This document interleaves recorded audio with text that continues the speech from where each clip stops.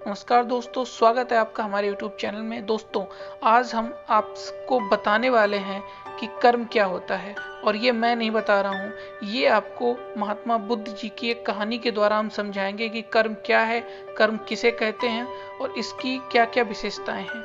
दोस्तों, एक बार महात्मा गौतम बुद्ध के शिष्य ने उनसे पूछा कि कृपया हमें बताएं कि कर्म क्या है और कर्म किसे कहते हैं।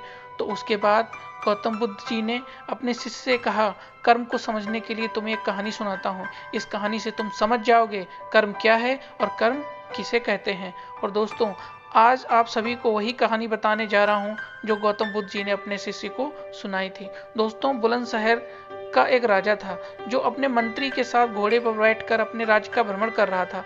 राज्य का भ्रमण करने के बाद राजा एक दुकान के पास रुक गया और रुकने के बाद राजा ने अपने मंत्री से कहा, मंत्री जी, मालूम नहीं क्यों लेकिन लगता है इस दुकानदार को कल फांसी की सजा सुना दूं। मुझे इसे मृत्युदंड देने की इच्छा हो रही है। उसके बाद मंत्री जी राजा से इसका कारण पूछ पाते, इससे पहले राजा उससे आगे निकल गए। मंत्री ने इसका कारण पता करने के लिए अगली सुबह भेष बदलकर आम जनता का रूप धारण करके उस दुकानदार के पास पहुंचा। वैसे तो दुकानदार चंदन की लकड़ियां बेचने का काम करता था। इसके बाद मंत्री ने दुकानदार से पूछा कि भाई, आपका काम कैसा चल रहा है। उसके बाद दुकानदार ने कहा कि भाई, बहुत ही बुरा चल रहा है। लोग दुकान पर आते हैं, चंदन को सूंघते हैं, फिर उसकी प्रशंसा तो बहुत करते हैं लेकिन खरीदता तो कोई भी नहीं है। और उसने आगे बताया कि मैं सिर्फ इसी इंतजार में हूँ कब हमारे राज्य के राजा की मृत्यु हो जाए और उनके अंतिम संस्कार के लिए मेरी दुकान से बहुत सारी चंदन की लकड़ियां खरीद ली जाएं और शायद वहां से मेरे चंदन की लकड़ियां बेचने के व्यापार में थोड़ी बढ़ोतरी हो जाए और मेरा व्यापार भी अच्छा हो जाए। दोस्तों, इसके बाद मंत्री को सब बात समझ आ गई। यही वो नकारात्मक विचार था जिसने राजा के मन को भी नकारात्मक बना दिया था। दोस्तों, वह मंत्री बहुत ही बुद्धिमान और होशियार था, तो इसीलिए उसने सोचा कि मैं थोड़ा बहुत इस दुकानदार से चंदन की लकड़ियां खरीद लेता हूं। और उसके बाद उस मंत्री ने दुकानदार से पूछा कि क्या मैं आपके दुकान से थोड़ी बहुत चंदन की लकड़ियां खरीद सकता हूं। दुकानदार सुनकर बहुत खुश हो गया। उसने सोचा कि चलो, इतने समय से कुछ भी नहीं बिक रहा था। और उसके बाद उस दुकानदार ने कुछ चंदन की लकड़ियों को अच्छी तरह से पैक करके उस मंत्री को दे दिया। दोस्तों, उसके बाद मंत्री ने अगली सुबह राजा के दरबार में पहुंचा।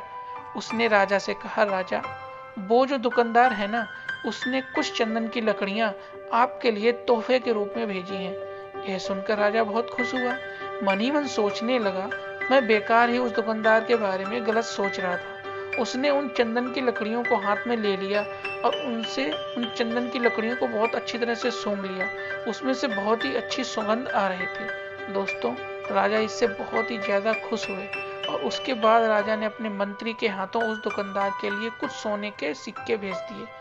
उसी आम जनता का रूप धारण करके मंत्री जी अगली सुबह उस दुकानदार के पास चले गए।